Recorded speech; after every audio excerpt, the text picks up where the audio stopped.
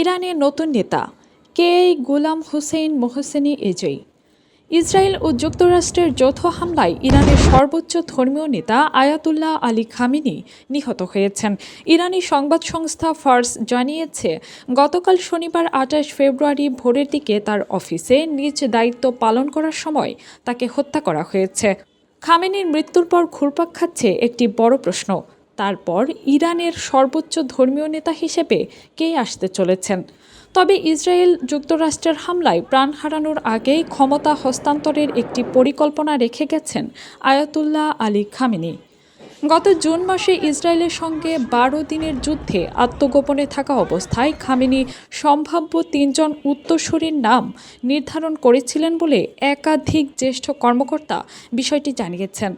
এদের মধ্যে প্রথমেই যার নাম আসে তিনি হলেন গোলাম হোসেন মোহসেনি এজেই। গোলাম হোসেন মোহসেনি এজেই একজন ইরানি নীতিবাদী রাজনীতিবিদ, ইসলামী আইনবিদ এবং সাবেক প্রসিকিউটর, যিনি বর্তমানে ইরানের প্রধান বিচারপতি হিসেবে দায়িত্ব পালন করছেন।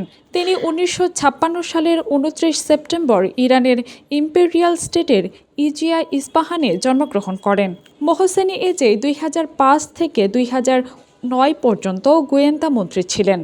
যখন তাকে আকস্মিকভাবে বরখাস্ত করা হয়েছিল, তিনি ১৯৮৪ সাল থেকে বেশ কয়েকটি সরকারি পদেও অধিষ্ঠিত হয়েছেন।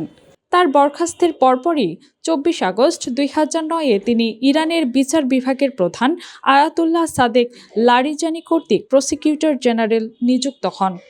মোহসেনি এজেই বেশ কয়েকজন ইরানি কর্মকর্তাদের মধ্যে ছিলেন যারা ২০১১ সালে মার্কিন যুক্তরাষ্ট্রের স্টেট ডিপার্টমেন্ট এবং ইউরোপীয় ইউনিয়ন দ্বারা ২০০৯ সালের ইরানের রাষ্ট্রপতি নির্বাচনের বিক্ষোভ দমনে তার ভূমিকার জন্য অনুদিত হয়েছিলেন। খামেনির মৃত্যুর পর রাষ্ট্রীয় কাঠামোর ভেতরে ক্ষমতার ভারসাম্য, ধর্মীয় কর্তৃত্ব এবং সামরিক প্রভাবের সমন্বয়ে নির্ধারিত হবে ইরানের পরবর্তী সর্বোচ্চ ধর্মীয় নেতা। বিশ্লেষকদের মতে, বিশেষজ্ঞ পরিষদে দ্রুত বৈঠক ডাকা হলে স্বল্প সময়ের মধ্যেই নতুন সর্বোচ্চ ধর্মীয় নেতা নির্বাচনের ঘোষণা আসতে পারে।